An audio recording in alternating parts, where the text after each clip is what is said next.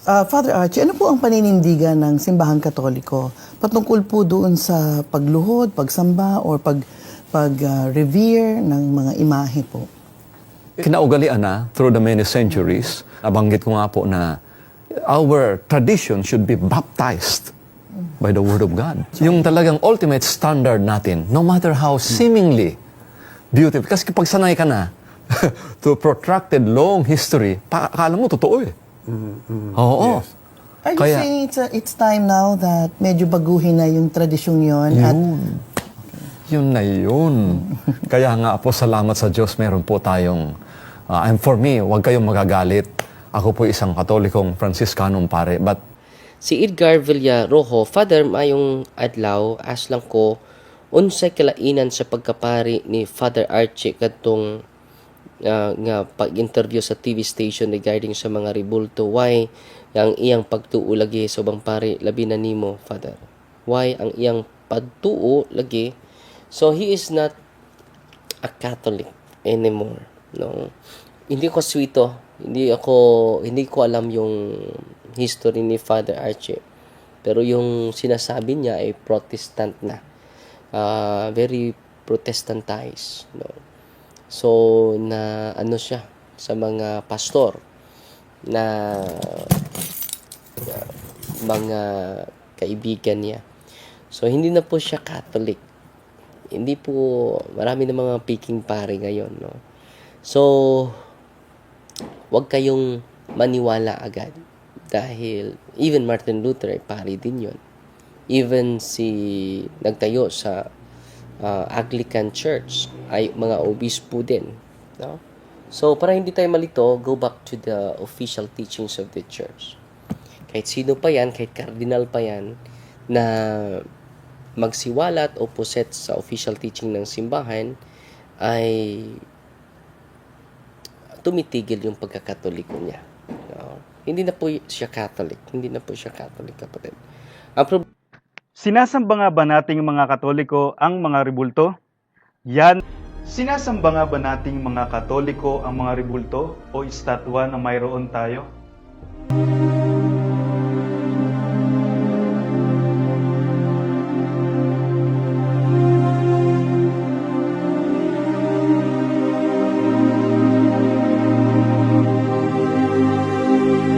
Lagi nating tatandaan na ang mga larawan at ribulto ay ginagamit natin upang maalaala nating mga Katoliko ang Diyos.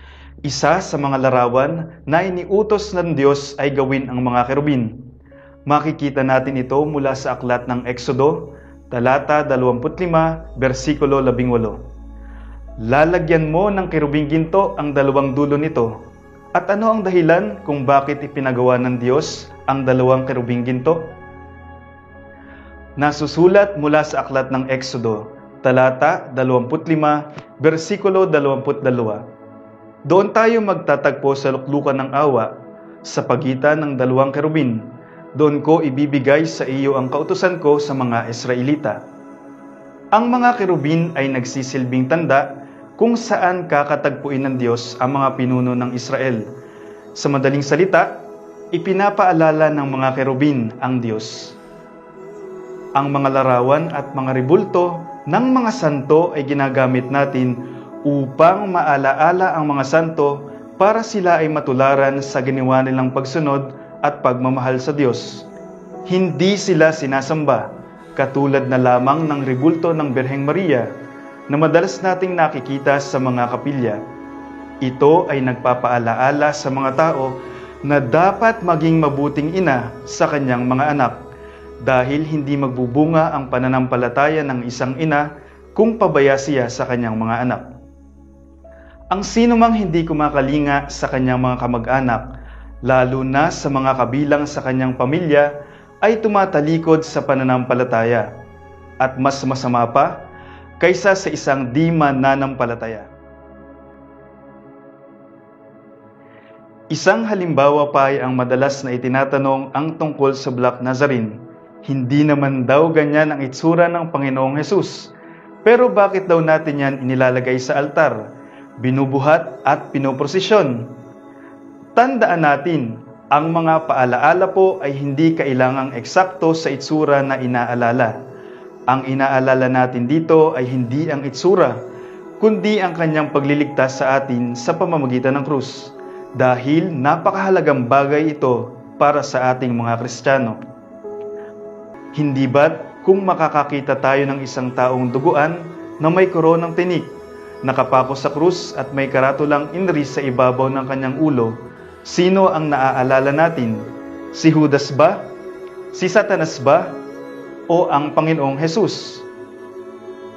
Ang mga imahen o rebulto sa simbahan ay hindi dinudiyos o sinasamba. Kung lumuluhod man ang isang Katoliko sa harap ng isang larawan, hindi rito binibigay o idinedirekta ang pagluhod, kundi sa Diyos na naaalala niya sa pamamagitan ng bagay na iyon. Tingnan natin ang isang halimbawa kung saan walang pinag-iba sa pagkakaroon ng isang tao ng larawan ng kanyang mahal sa buhay. May mga tao na humahalik o humahaplos sa larawan ng mahal nila sa buhay. May mga nagpupunas dito. Ang iba ay idinidisplay sa kanilang mga opisina o sa kanilang bahay. Ang tanong, pinapalitan na ba nila ang kanilang mahal sa buhay ng isang larawan? Alam na natin ang sagot tungkol diyan. Ang mga larawan at rebulto para sa mga Katoliko ay hindi Diyos, kundi paalaala lang sa mga bagay na ginawa ng Diyos na dapat alalahanin ng mga Kristiyano at tularan ang mga taong nasa larawan o nasa mga rebulto na sumunod sa kalooban ng Diyos. Ang mga larawan at rebulto para sa mga Katoliko ay hindi Diyos kundi paalaala lang sa mga bagay na ginawa ng Diyos na dapat alalahanin ng mga Kristiyano at tularan ang mga taong nasa larawan o nasa mga rebulto na sumunod sa kalooban ng Diyos. Mula sa Katesismo ng Simbahang Katolika bilang 1,159, nasasaad na ang mga banal na larawan o mga imahe ay isang silbing paalaala na sa pamamagitan nito ay inaalala natin ang Diyos, kung saan hindi natin sinasamba ang mga ito. All the signs in the liturgical celebrations are related to Christ as are sacred images of the Holy Mother of God and of the saints as well.